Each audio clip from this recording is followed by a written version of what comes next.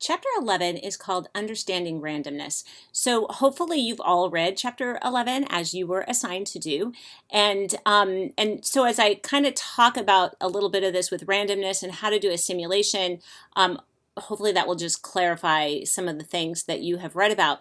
So the first thing I want to think about is, suppose you had a coin that you thought maybe was biased and you wanted to know, is this a fair coin or not? So, you could toss it. You could toss the coin.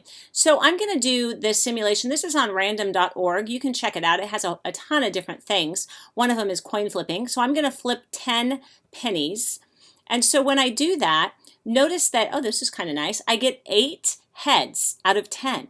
So you might look at that and say, wow, that's really, that doesn't seem right, because to be fair, it would seem like if I toss the penny 10 times, I should get 5 heads and 5 tails. Well, that's where randomness comes in, and variability. So we're always going to have this variability. In the long run, we could expect to have if we toss the coin 10 times, in the long run, we would expect to have about 50% of the time we would get heads and 50% of the time we get tails. But in the short run, 10 tosses is really not that many. It might not behave that way. So I'm going to flip again. So here, this time I got 3 heads. So last time I got 8 heads and 2 tails. Now I get 3 heads and 7 tails. So kind of went to the other extreme. I'm going to flip again. So you can see every time I flip these 10 coins, I'm getting different results. So here's 5 and 5. That doesn't happen all the time. So you can see that we have all this sampling variability. So again, in the long run, if I kept doing this, I can expect to see about 50% of the time to get heads and 50% of the time to get tails. Because we will not be just tossing coins and rolling dice to see these different things and understanding randomness, we're going to be using what's called a table of random digits. And this is copied. I provided you a copy. This is table G, I believe it was. I gave you a paper copy, but this is out of the back of your textbook. I'm going to be showing you how to use this to simulate tossing coins or other situations. But first, what I'd like you to do is get out your notes paper, which I gave you last week. I gave you a paper here that should say Chapter 11, Understanding Randomness. So we are going to start with that paper. If you would locate that, please. So I'm going to show you the steps to do a simulation. And a simulation is when you don't really want to flip a coin 1,000 times. So we're going to make use of some other strategies, a simulation, to do this instead. So the first thing you're going to do is identify the component to be repeated. So that's the first thing. That's our basic thing that we're going to be doing. Like, I could be flipping a coin, and that would be my basic component that I would be repeating. Then the second thing you're going to do is explain how you will model the outcome. So, for example, if I'm not actually tossing a coin, I could use random digits, and since these are all digits from 0 to 9, I could say I'm going to let 0 through 4 represent heads, and maybe I'm going to let 5 through 9 represent tails. So I can do something like that. So I would be explaining how I would model the outcome. Explain how you will simulate the trial. So I might have one outcome flipping a coin, but maybe I'm going to do that 10 times, or maybe I'm going to do that 20 times or 50 times. Then the fourth thing, state clearly what the response variable is. So this is really important, and that could change. Maybe my response variable is going to be how many times I get heads in 10 trials. Maybe my response variable is going to be how many heads in a row do I get until I get tails. So I need to make sure that I'm really clear on what I'm looking for and what my response variable is. The next thing I'm going to do is run several trials. We have variability. I don't want to just do it once and then make generalizations from that one time. So I'm going to run several trials. Then I will analyze the response variable. So for example, if I were going to if my response variable was how many heads did I get out of 10 tosses, so then I'm going to run several trials, and each trial would be 10 tosses, and then I could look and see on average how many heads did I get. And then you're going to state your conclusion in the context of the problem, as always. Okay, so these are the parts that we're going to see in every simulation that we do. So here's the simulation we're going to kind of go with instead of tossing coins. Suppose a basketball player has an 80% free throw success rate. How can we use random numbers to simulate whether or not she makes a foul shot? How many shots might she be able to make in a row without missing? Conduct 20 trials. So notice that here is this question here. How many shots might she be able to make in a row without missing? That's what we want to find out. So my component is going to be taking one shot.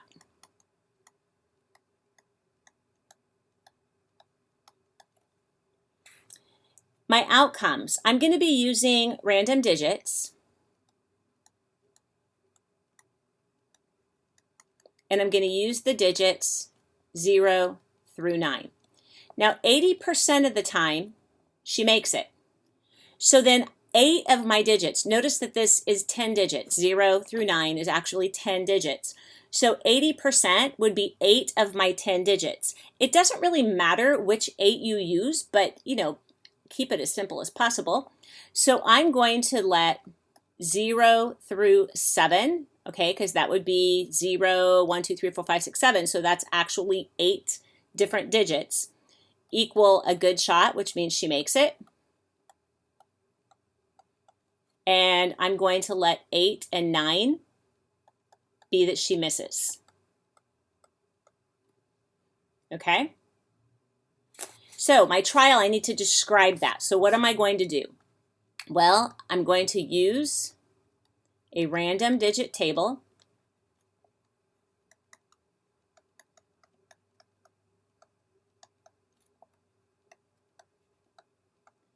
And see how many digits in a row until an 8 or a 9. Okay, I know that's not the best grammar there. So I'm counting up. How many digits do I go through before I get to an 8 or a 9? Because remember, a 0 through 7 means she makes it, she makes it, she makes it, she makes it. And then if I get to an 8 or a 9, she misses. So the response variable, I'm going to count how many in a row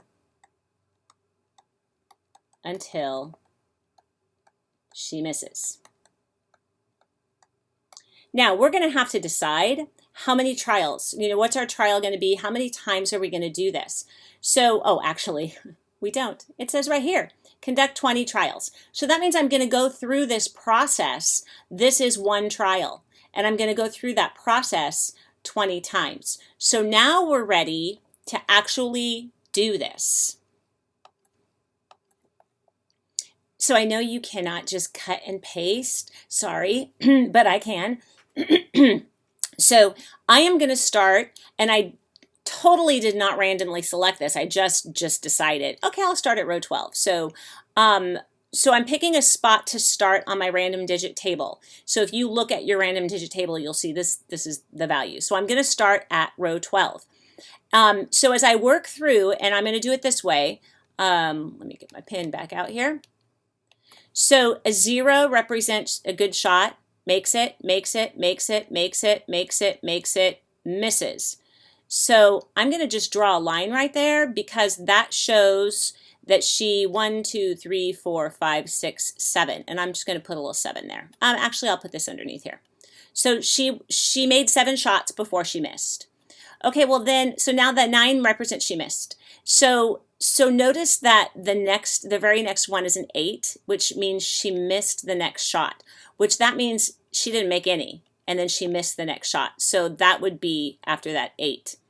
And then a 9, and she misses. So she didn't make any before she missed. And then 6, she makes it. 9, she misses. I should have drawn the line after the 9 right here. Let me fix that. I'm going to fix these. So I should have drawn the line here, and then here, and then here. So 6, she makes it. 9, she misses. So that means she made 1 shot before she missed. 1, she makes it, makes it, makes it, makes it, misses. So that was 1, 2, 3, 4. So she made 4. Misses, didn't make any. Misses, didn't make any. 1, 2, 3, 4, 5, 6, 7, 8. Before she missed. Missed. Missed. Missed. 1, 2, 3, 4, 5, 6, 7, 8, 9, 10, 11, 12. So 12 before she missed.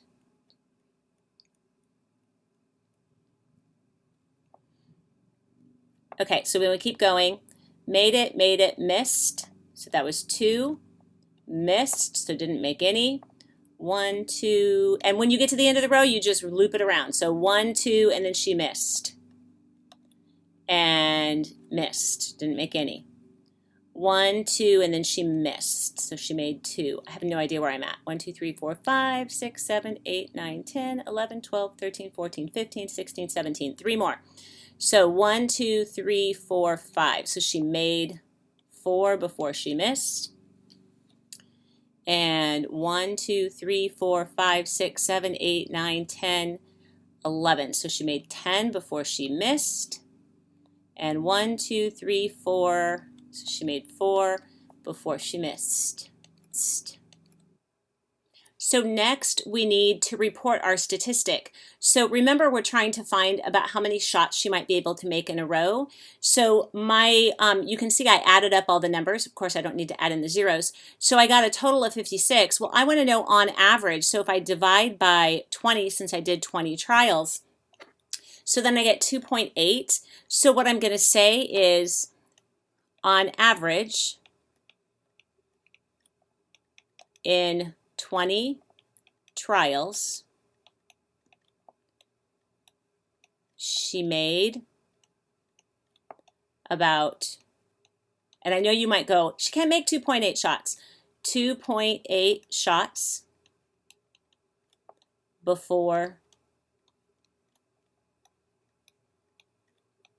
she missed. My statistic really would just be X bar. It's my average. So I guess this is kind of my conclusion. So on average, in 20 trials, she made about 2.8 shots before she missed. So that would be the completion of that particular simulation. So this next question in part 2, question 2, how would our simulation procedure change if her success rate were only 72%? All right, well, the component is still taking 1 shot. But our outcomes are going to change because now I can't do this with single digits because I can't express 72% with single digits. So I'm going to use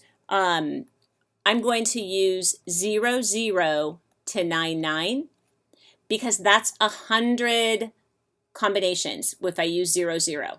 Now there's a reason why I don't use 1 to 100, and I'll tell you why in a minute. But what I'm going to use represent then is I'm going to let 0, 0 to 7, 1, because that would, remember, 0, 0 is the first one, so I'm ending at 71, is going to represent a good shot.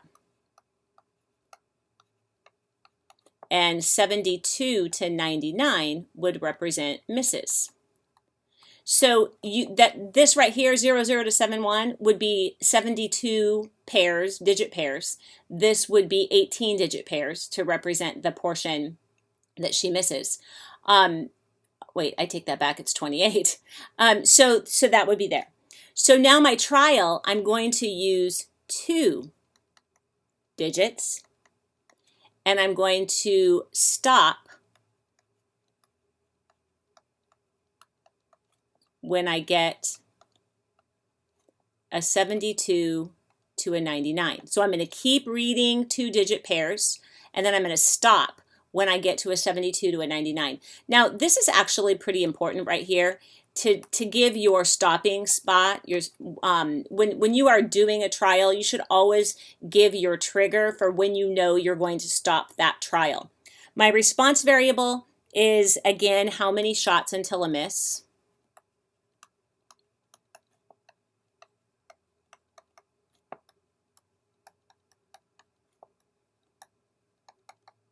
And my statistic, I'm still going to be looking at X bar, but let's kind of talk about how this is going to look now.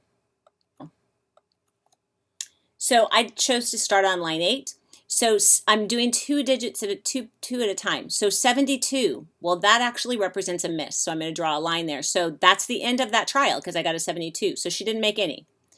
Then 75 is the next number, also a miss. So she didn't make any. Then I have 33. You span over that gap. So 33 represents a good shot, 62 a good shot, 16 good, 7 good, 23 good, 03 good, 57 good, 93 not, so that's where it ends. So then I had 1, 2, 3, 4, 5, 6, 7 good ones, okay? And then I would keep going. So 71 is good, but 90 is not, so she made 1. 76, not, didn't make any. I'm going to only do 10. 55 is good, 71 is good, 66 good, 78 misses. So she made 3. 42 is good, 55 is good, 48 is good, 91 not. So 1, 2, 3. 86, not, didn't make any. 11, good, 57, good, 25, good, 3, good, 93, not. So that was 1, 2, 3, 4. And I think I need one more. 93, not good. So 0. So if I did 10 trials doing that, so now I would get my average for this one. This adds up, if I'm doing X bar, that adds up to 18 divided by 10, so we get 1.8, if I did that right. Yep. So my conclusion on average in a simulation of 10 trials, she makes about 1.8 shots before missing.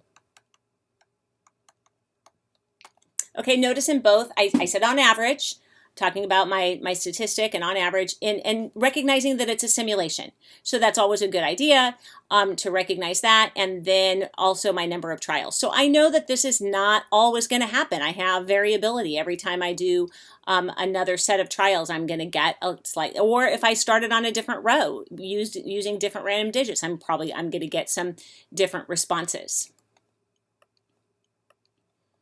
So now we're changing it up a little bit. How would a trial and our response variable change if we wanted to know how many shots she might make out of 5 chances she gets at a crucial point in the game? So my component is still going to be taking 1 shot. My outcome, and I'm still going with the 72% since that was what we last had. So I'm going to let 0, 0 to 7, 1 represent a good shot, or makes it, however you want to say that. And 72 to 99 misses. But this time she's not just shooting until she misses. So remember, I need to simulate five shots, which means I'm going to have 10 digits because I need 2 digits for each shot. So I'm going to read a string of 10 digits to represent my 5 shots. Count how many are good. The ones that represent making a shot. So that was the 0, 0 to 7, 1. So I'm looking for, remember we're looking at 2-digit pairs, and we want to see how many of them fall within that. My response variable, we want to know that out of 5 shots, how many times does she make it? So we want the number of good shots out of 5 attempts. And then I'm going to be looking at the mean number of shots she made.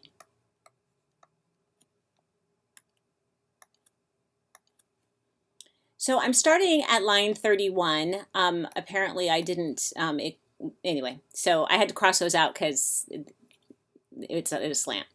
So starting at line 31, if I take 5 shots, so 1, 2, 3, 4, 5, and I want to know how many of those are good. So or I can look and see how many are bad. So there were 2 bad, so she made 3. So I'm going to put down a 3. So in the first trial, she made 3. Then I'm going to go for the next string of 10. So she makes it, she misses, she makes it, she makes it, she makes it. So there were 4 that she made. Then I go to the next string of 10. She makes it, she makes it.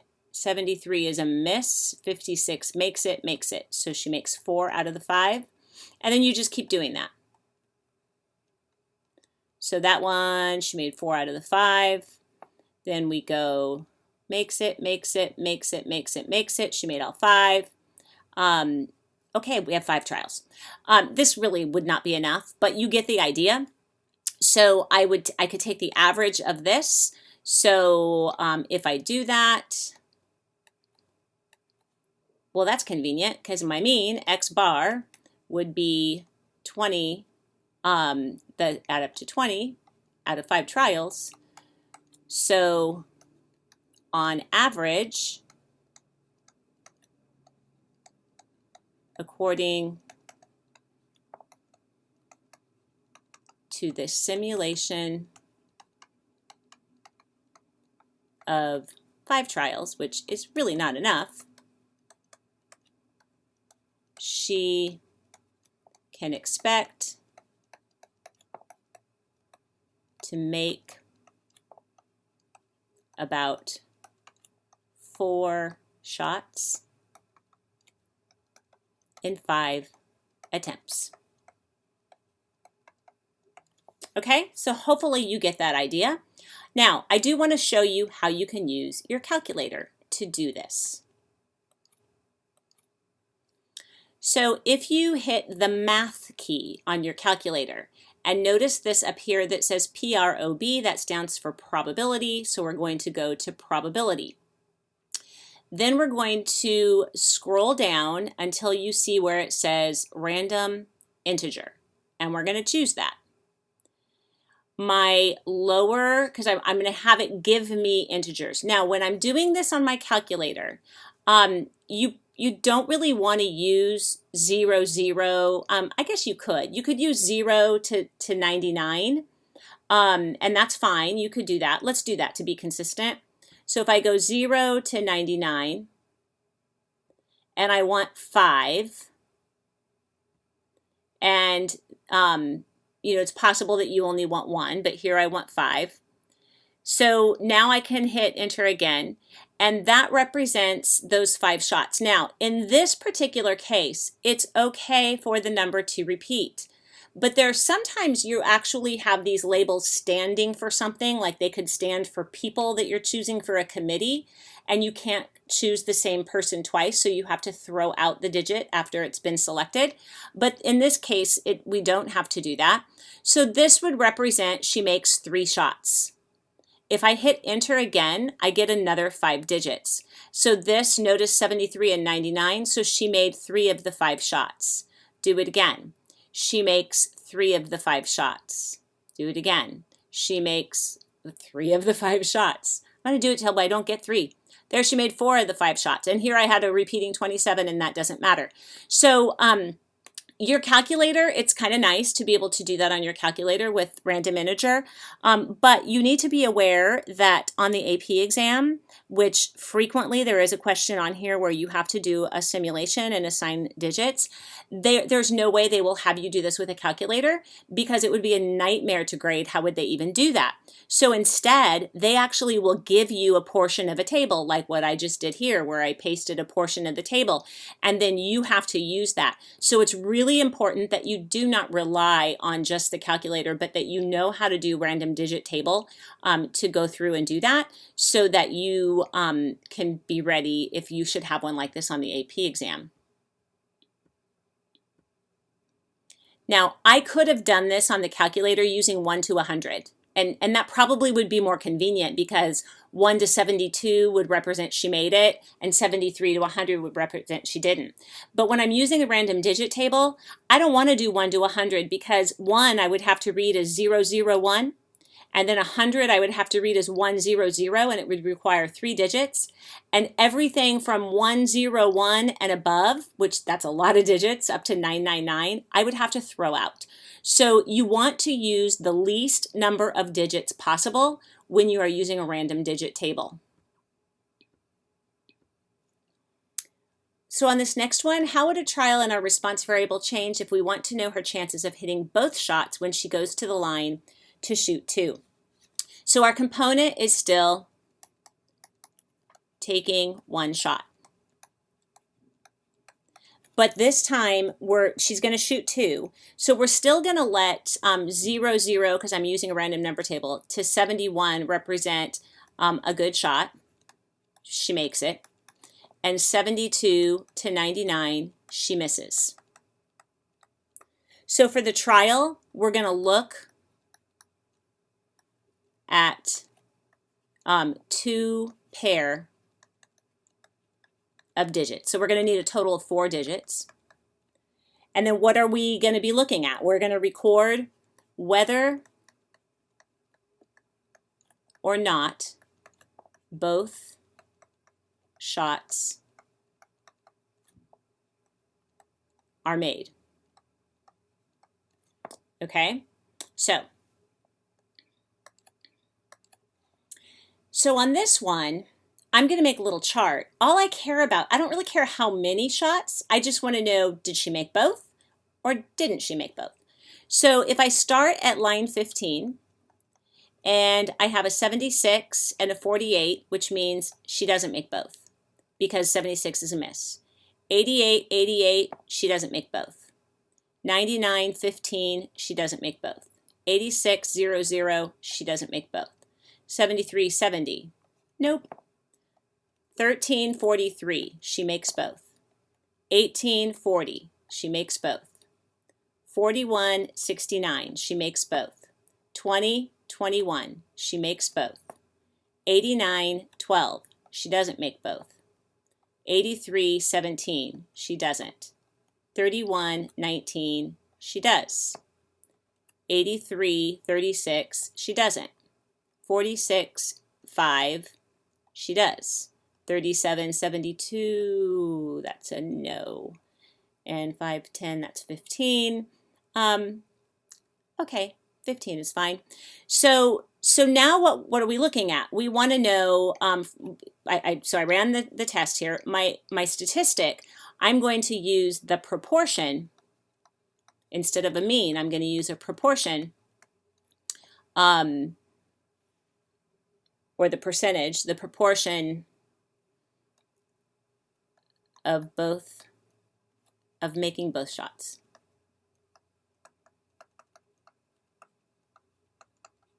So I have 6 times she made both out of 15. So we have 6 out of 15. You can call that P for proportion. Since it's a sample, we're going to call that P hat. So we get 6 out of 15, which reduces to 2/5. So my conclusion, again, and I'm not going to write it here, but again, that idea in on average, according to this simulation of 15 trials, she can expect to make both shots when she goes to the line to shoot two, about 2/5 of